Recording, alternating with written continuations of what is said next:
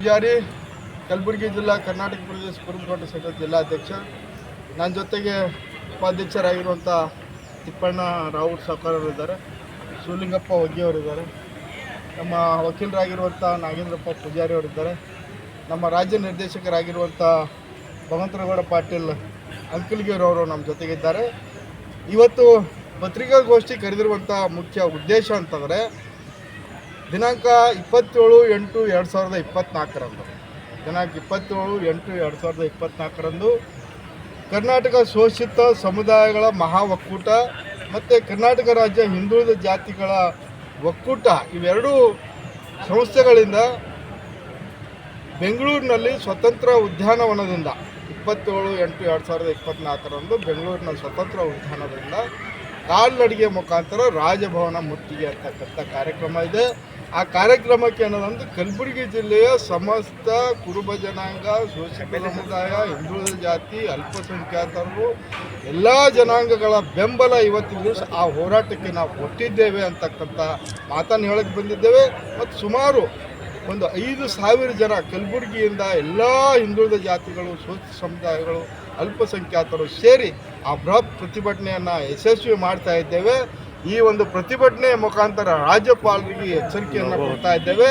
ರಾಜ್ಯಪಾಲರೇ, ನೀವೇನು ನೋಟಿಸ್ ಕೊಟ್ಟಿದ್ರಿ, ಏನು ಮುಖ್ಯಮಂತ್ರಿಗಳಿಗೆ ನೋಟಿಸ್ ಕೊಟ್ಟಿದ್ರಿ, 400 ಪುಟಗಳ ನೋಟಿಸನ್ನು 4 ಗಂಟೆದಲ್ಲಿ ಉತ್ತರ ಕೊಡ್ರಿ ಅಂತಕ್ಕಂಥ ನೋಟಿಸ್ ಕೊಟ್ಟಿದ್ರಿ. ಆ ನೋಟಿಸ್ ಕೂಡಲೇ ವಾಪಸ್ ತೊಗೋಬೇಕು.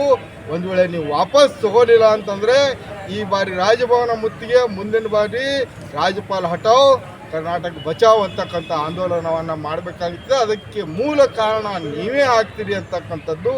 ನಿಮ್ಮ ತಲೆಯಲ್ಲಿ ಸಂವಿಧಾನ ಇರಬೇಕೇ ವಿನಃ, ನಿಮ್ಮ ತಲೆಯಲ್ಲಿ ಕಾನೂನು ಇರಬೇಕೇ ವಿನಃ, ನಿಮ್ಮ ತಲೆಯಲ್ಲಿ BJP ಇರಬಾರ್ದು, ನಿಮ್ಮ ತಲೆಯಲ್ಲಿ JDS ಇರಬಾರ್ದು, ನಿಮ್ಮ ತಲೆಯಲ್ಲಿ RSS ಇರಬಾರ್ದು.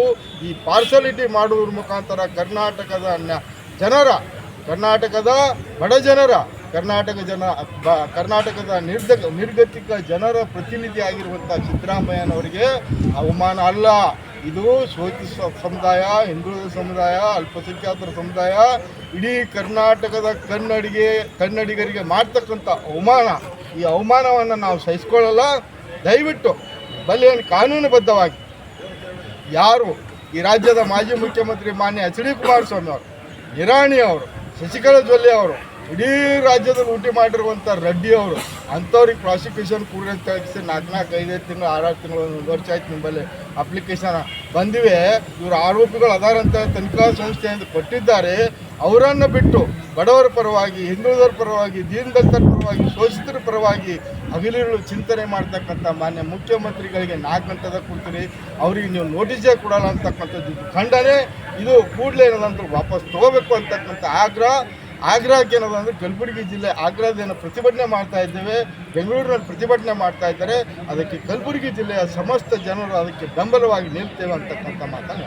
ಸರ್, ಈಗ ಪ್ರಾಸಿಕ್ಯೂಷನ್ ಕೇಸ್ ಅಷ್ಟೊಂದು ಜನ ತಲೆಯಲ್ಲಿ ಸಂವಿಧಾನ ಇಲ್ಲ, ರಾಜ್ಯಪಾಲರ ತಲೆಯಲ್ಲಿ ಕಾನೂನಿಲ್ಲ, ರಾಜ್ಯಪಾಲರ ತಲೆಯಲ್ಲಿ ಅಂಬೇಡ್ಕರ್ರ ವಿಚಾರಗಳಿಲ್ಲ, ರಾಜ್ಯಪಾಲರ ತಲೆಯಲ್ಲಿ ಮನುವಾದಿ ಇದೆ, ರಾಜ್ಯಪಾಲರ ತಲೆಯಲ್ಲಿ ಮನುವಾದಿ ತಾರತಮ್ಯ, ಜಾತಿ ನಡವಳಿಕೆ. ಇವತ್ತಿನ ದಿವಸ ಬಡತನದಲ್ಲಿ ಹುಟ್ಟಿ ಬೆಂದು ಬಳಲಿ ಮಾನ್ಯ ಮುಖ್ಯಮಂತ್ರಿಗಳು ಬಡವರಿಗೆ ಅನುಕೂಲ ಕೊಡ್ತಾ ಇದ್ದಾರಲ್ಲ, ಇದು ಮುಂದುವರೆದ ಜನಾಂಗಕ್ಕೆ ಸಹಿಸ್ಲಿಕ್ಕೆ ಸಾಧ್ಯನೇ ಇಲ್ಲ.